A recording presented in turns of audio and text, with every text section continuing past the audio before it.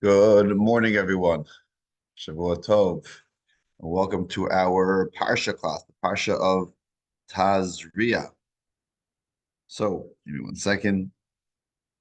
Parsha of Tazria has so much to offer.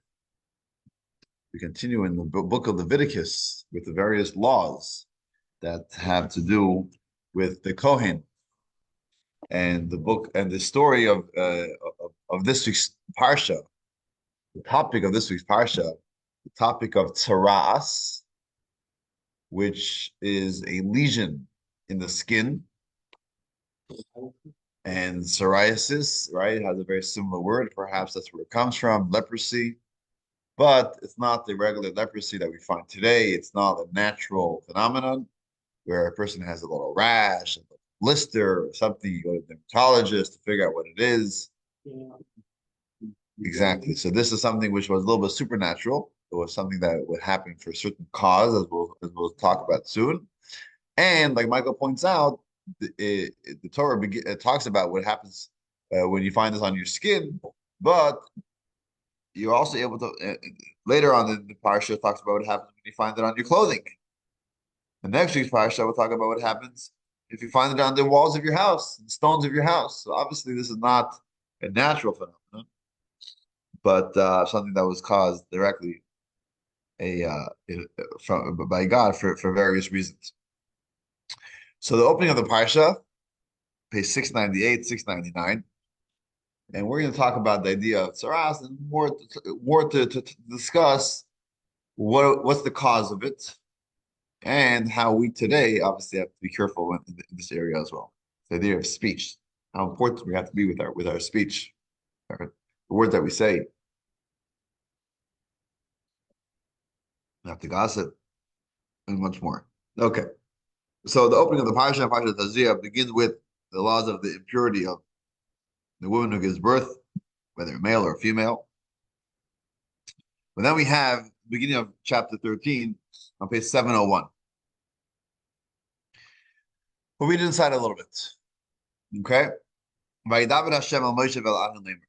Hashem spoke to Moshe and to Aaron, saying, Adam, a man, a human being, ki yihye v'oid b'sarai, when he finds the skin of his body, a se'es, or a sapachas, or a baheres. There are three names for different types of lesions that a person may find on the body. And it forms a lesion of saras. So what do they have to do?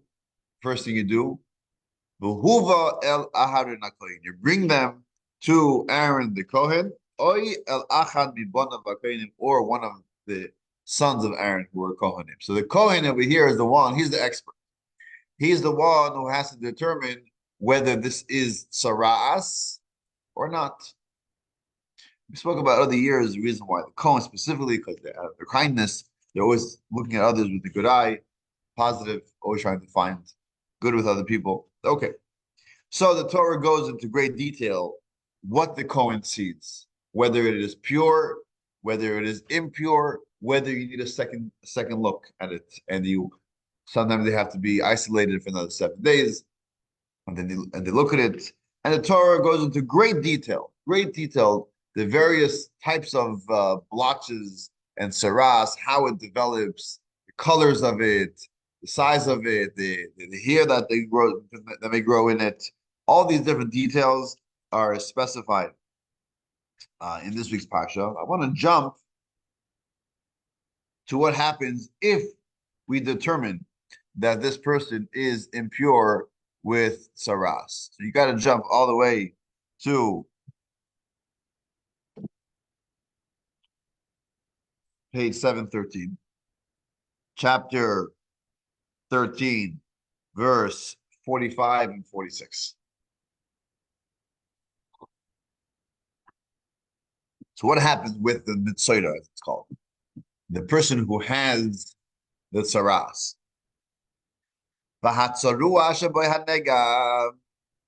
And the person who has the tsaras, who has this lesion, which is impure, what do they have to do? Big. Oh, exactly. So before they leave the community, they tear their clothing and they grow long hair. And the mourners at the time they would cover their face up until their mustache. That's what they have to do as well. V'tamei tamei yikra. And he has to announce to people, I'm impure. I am tamei. I am impure. People should know that they are impure. But here's the next verse, like Michael pointed out, verse 46. Kol yemei asher hanega boy. All the days that he has lesion in him, yitma, he becomes impure. Tamehu, he is impure. Badad yeshev. He has to sit isolated, separated, alone. Michutz lamachna, outside of the Jewish camp. Meshavi, that is where he should be. And we know that when the Jewish people were living in the desert, for example, there were three camps. There was the inner camp. There was like a circle, like an onion, right? Middle, outside, and further out. The middle camp was Machane Shechina. That was where the tabernacle, the Mishkan itself was. Then you have the Machane Levi, where the Levites, they lived all around, surrounding the tabernacle. And then outside of that, the third camp was Machane Yisrael, where all the rest of the Jewish people, three tribes to each side, the 12 tribes were living all around. The three camps. And the Mitzaira, the one who has these lesions and is impure, they have to sit outside of all these three camps. And not only do they have to sit out there, they can't spend time, they can't watch the game with their friends, they can't play soccer, they can't just hang out, socialize with others, come to the latest bris and have a good big of the lock. You can't just celebrate with the community. They have to sit outside of the three camps. But even outside of the three camps, they have to sit alone. It's not like, hey, two troublemakers at school, at least we could be in a hallway together. If we have to stay after school, at least we could have some fun together. But no, we separate them. Even two different mitzoras. You both have to be out there for the same reason, but you have to be separate. They have to be alone, isolated from all other people. And Rashi says, why? Why do we give such a harsh punishment for the mitzora? Okay, they're impure, but if it's like if someone has when COVID hit, so there was these COVID hotels, right? So it's like if I have COVID, you have COVID. Okay, so we're not gonna affect each other. So at least we can hang out together. But here it said no. Even those who are affected from tzaras, they have to be separated from others who have tzaras. They have to sit alone, totally isolated from everyone else. So Rashi points out from the Talmud, what is the reason for this? Why does the mitzvah have to sit alone? That is because the mitzvah has to feel the effect of his or her negative ways. What was the idea? It says that the cause for tsaras is someone who gossips, someone who was not careful with the words that they say, and they cause separation between people. They cause people to, if you start talking, whether it's true or it's not true, but you talk negative about other people, it just causes fights. It causes bad energy. It causes separation between people. It's because this person was not careful with their words, with the words that they say. And therefore, they cause other people to separate from each other. So they have to feel that as well. And they also have to be separated from others. In our community over here, there's someone in our community, Mike Fowler, right? It's a criminal defense attorney. And he writes in this book that he says that any judge, before they sentence someone to prison, they should go to prison for a few days, just to feel what it is. You're sending someone to prison, rightfully so. Some people belong to prison, but at least they should know what it means to be in prison, right? An extra day in prison, what it means. So I guess they have firsthand account, right? So sometimes you cause things for others, but you don't know you don't know what that means, what they experience. So the Mitzvah was, caused others to separate from each other. They caused fights and families, friendships to break up. So you say, you know what? You got to feel that as well. So spend some time, not that much, not long. It's a week. Spend isolated, separated from your good friends and family. That's what the Mitzvah has to do. So obviously, this teaches us the power of the mouth. The in Hebrew, the words, the names of things are indicative of what they are. It's precise. So in Hebrew, the person who has tsaras, we refer to them as a mitzora. Mitzora, the one who has tsaras. But mitzora could also mean motzi ra, two Hebrew words. Motzi ra, the one who brings out evil, bad. In other words, Mutsara is the one who uses their mouth not for good things, but for bad things. The power of the mouth, speech. We say something, it could affect for generations, for the good or for the bad. The Talmud or the Medrash says a story, I think, with Rabbi Gamliel, one of the great sages, who asked his servant, go to the marketplace and get me some good food. Want a good piece of food. Okay, so they come back with tongue. Ooh, tongue is good, right? We love tongue. And then he said, okay, now I want you to go to the marketplace. Get me something bad, something that's not really good. So the servant comes back, and you know what they bring? Tongue. He says, tongue, is it good or is it bad? What is this? He said, well, a tongue could be good, a tongue could be bad. Depends how you use it. How do we use our tongue? If you say something good, it can have a major, major positive effect. And unfortunately, if you say something bad, it could it can have the exact opposite effect. I have a brother in Seagate, New York. He tells me just this week. He says he was speaking to someone in his community, and he says, "Oh, you really, really helped me." So what happened? He says, like, 6 years ago, I had this issue, and I spoke to you, and you told me this is what you told me. And he's thinking back. He says, I have no recollection of this conversation.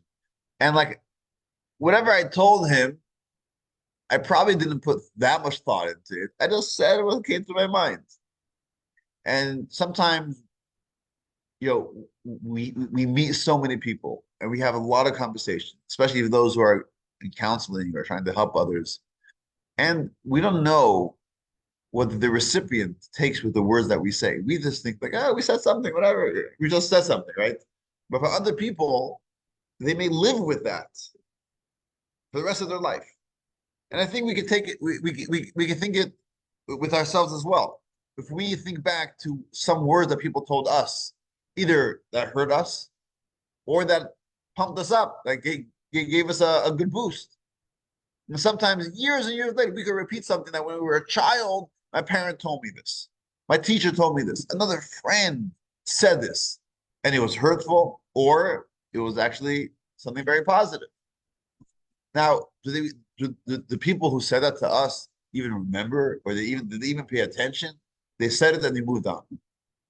But words have such a power.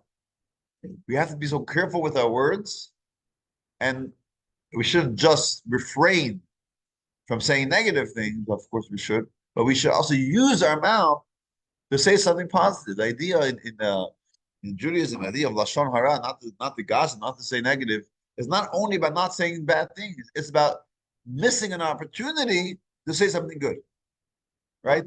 If you have an opportunity, you say, you know what? I think I can help this person. This person needs a little boost.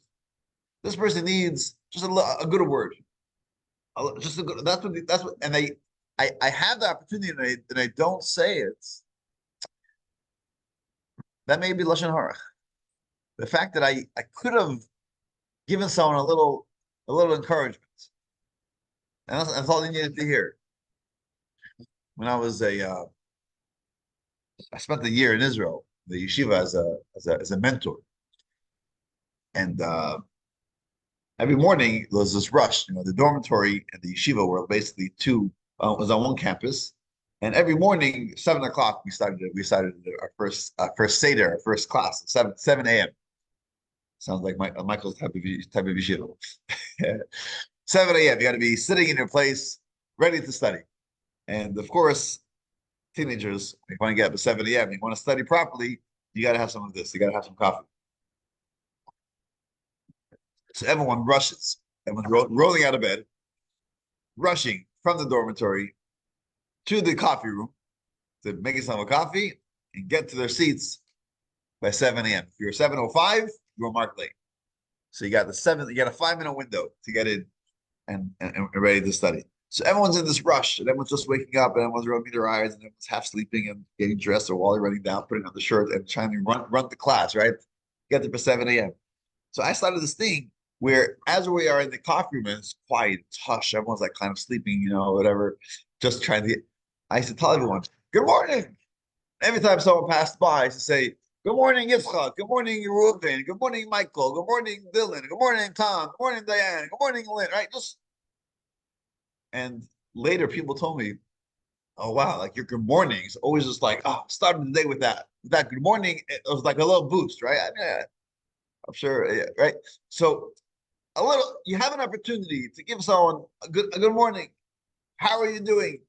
Good to see you today. Or I see something's going on. How could I help you? Whatever, you can get through this. Whatever it is, whatever words of encouragement, of caring, these words can really make such a big difference. The Torah talks about that this world is really, you could break down the world, all the creations of the world, to 4 categories. There's a category of domain, which means the inanimate things that don't move, right?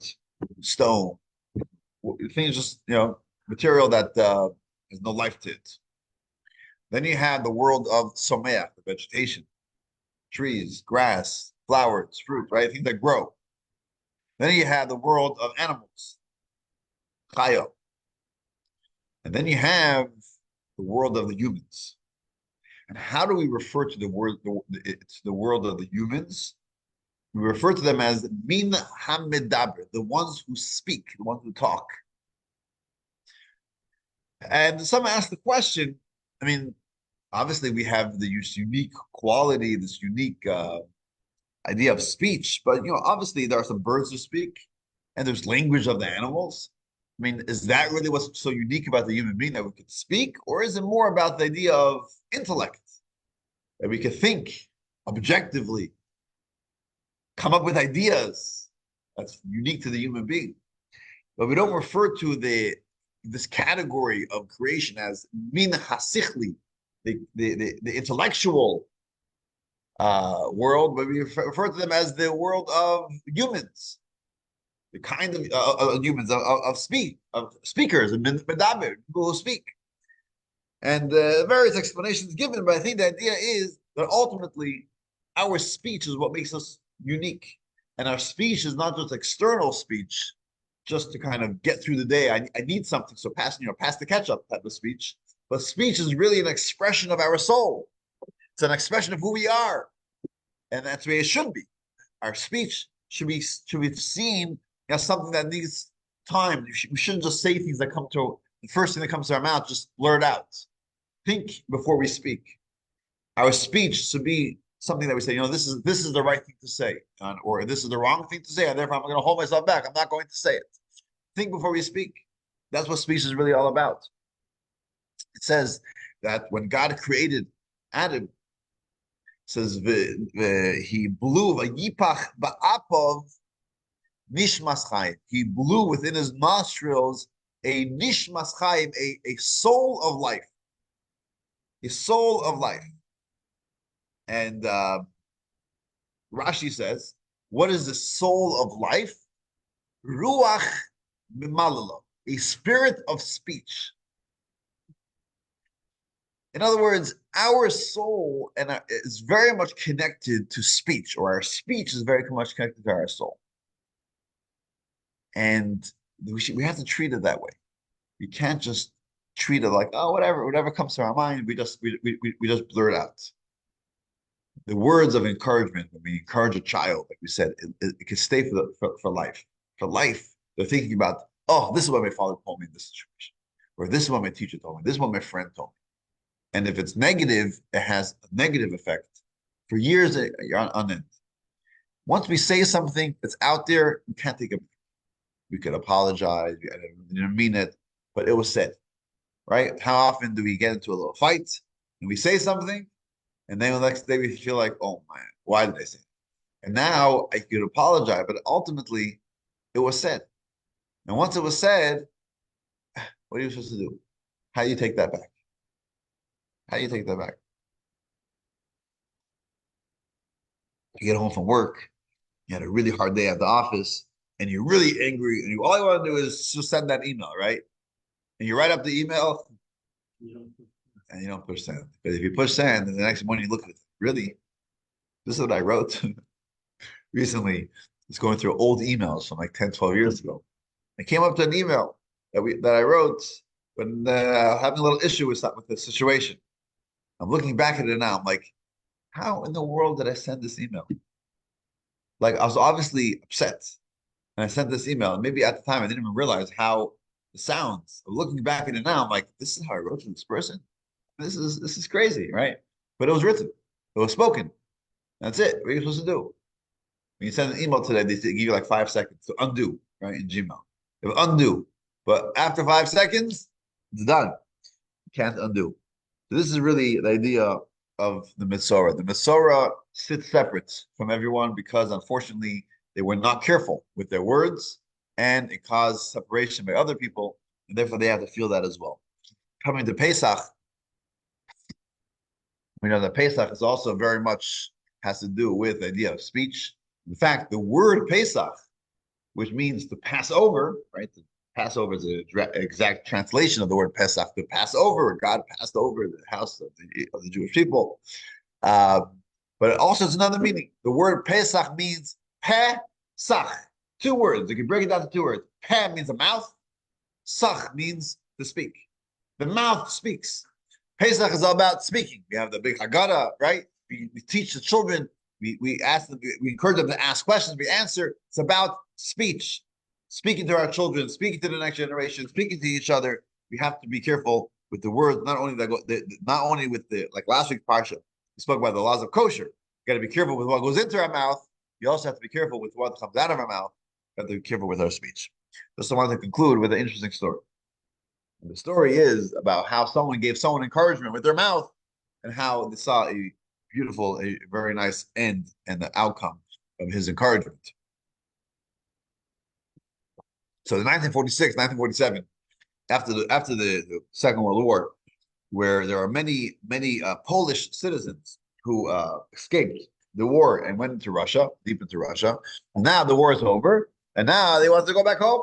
But Russia had this, their communism, the borders were closed, the Iron Curtain, as they called it, and they weren't allowed out. So they made a deal that went on for maybe a year or so, 8 months. I'm not sure how long it lasted, where all the Polish citizens who escaped into Russia, they are permitted to return back to Poland. Well, many people took advantage of this, especially many of the Jews and people in the Chabad community who were being persecuted in Russia for being Jewish, trying to live a Jewish life. It was extremely difficult and literally life-threatening for them to remain in Russia. So some of them said, you know what? Let's figure out how we can leave Russia as Polish citizens. And many did. Like, proud to say this. My grandparents, that's the way they got out of Russia. Their lives were saved. My great grandparents, they died in Russia because they were sent to Siberia. So they were able to escape and leave Russia and literally live normal lives because of that. So there was this one couple, Rabbi Beryl Gurevich, who was actually a good friend of my grandfather. So he and his wife were planning on getting on this train again and leaving Russia this way. Something went wrong, his passport, whatever, complications. Either way, at the border, basically, they said she could go, the wife could go, he has to remain. What do you do? They were newlyweds. Newlywed couple. I'm not sure it was days, weeks, months, but they were young couple, right? And now they're finally leaving Russia, and they don't know what the next opportunity would be, or if he remains in Russia, or if they both remain in Russia. They may be stuck here for years and years and years. In fact, others who did not leave then, many of them never got out till the 90s, like literally, 50 years later. So, or died in Russia, right? Some came out in the 70s. There's a little window of opportunity. Some people left in the 70s, the late 60s and early 70s. But it was years and years. Some people ended up in Siberia. Some people died. It was crazy to live in Russia at the time, especially as a religious Jew. So what do you do? A young couple, uh, and she has the papers. He does not have the papers. And they say, you could go, and you got to remain behind. I mean, think about it even over here. We had a couple over here, traveling from Israel. And again, he had some issues with his visa, with his passport. And you have to remain here. You go. Hey, what do you do? We had this whole trip plan, right? Do you go? Do both stay behind? Do one of them go? Right? So what they decide on the spot is that because it's literally a life-threatening situation to remain, she should go. She should go and leave, and he'll remain behind, and hopefully he'll get out soon. So that's exactly what happened. He remained behind. She went. She went, and they went from Poland. They got into a DP camp in Germany, and eventually she settled in France, in the suburb of Paris. And she was there with other Chabad community, and she was quite depressed. Can you imagine, right? She's a young girl. She's married. She doesn't even know where her husband is. Is he alive? Is he killed? I mean, they were shooting people right, left, and center over there. Is he going to make it out? When's that going to happen? Should she remarry? I mean, she's like in limbo over here. Meanwhile, I think he ended up in behind bars for a while. They arrested him. A long story. Either way, the lost communication between the two. He doesn't know when he's getting out. She's alone in France. And she's sad. She's depressed. She's down. And she had a neighbor. And this neighbor was a man by the name of Rabbi Yitzchak Golden. And he would see her every morning. She had a job. She would go to work. And every morning when he would see her, he would say, I think her name was Chana, I think. Chana, don't worry. Beryl will come out. He'll come. You'll see. It's going to work out. It's going to work out. He will return soon. Don't worry. Every day, he would say this. Now, Rabbi Golden, in his life, he was quite the activist. He was involved in many communal activities, but he wasn't involved with Beryl. He actually had no contact with her. But he would tell her every morning, just to make her feel good. Don't worry. Stay strong. You'll get through this. He'll come out. You'll be reunited with him. It'll all be good. Just don't give up, right? This is what words of encouragement every single day. And she said that's what kept her going. She would almost like look forward to that little 15-second encounter with Rabbi Golden every morning. Well, long story short, one day Beryl Gurevich gets called that he is being released. There was some type of deal that was being made between Russia and other countries, and they worked out that eight foreigners or whatever should be sent out. He was chosen to be one of the 8. He was let out. Well, he comes out of Russia, comes to Poland. The last thing he knows is that his wife was in Poland. But he doesn't know where she is now. It's been a few years. And he has no contact. So he starts asking around. Anyone know where the Chabad Hasidim who came out of Russia, whatever, in the winter of 47, who knows where they are today? No one knows. I don't know. He doesn't know. And he's trying to figure out where his wife is. Until he meets someone. If I remember correctly, he ended up in England somehow. And someone says, oh, I have a Chabad friend that will know. His name is Rabbi Golden. Let me ask him. So he sends a letter to Rabbi Golden in France and saying, there is this young man over here, Rabbi Belgarevich, who came out of Russia, doesn't know where his family is. Perhaps you know where his wife is. So Rabbi Golden gets this letter in the mail, and he starts dancing. And he comes to the home of I think Hannah and says, "That's it. He's out. He'll be here soon." And they obviously contacted him, and in no time they were reunited. He didn't know, but he said, "I have an opportunity to lift up a person with my words." So that's what he did. He used his words, and lo and behold, he was the one that through him, she got the message, the final, the real message that he is home and he's reunited. I know. I've met this Rabbi Berogrevich, a wonderful person. He ended up living his life in Paris, France. He opened a girls' school, a very successful school. He lived for a long life. I met him in Israel about a year or two before he passed away, and a wonderful, an accomplished person, a big chassid. But the idea is our words. Our words count. If you have an opportunity to say a good word, use your mouth, the power of speech. This is the message that we can take from this week's Parsha. So I'll leave you with that. Thank you for joining us this morning. Have a Shavua Tov, have a good week, and see you next week.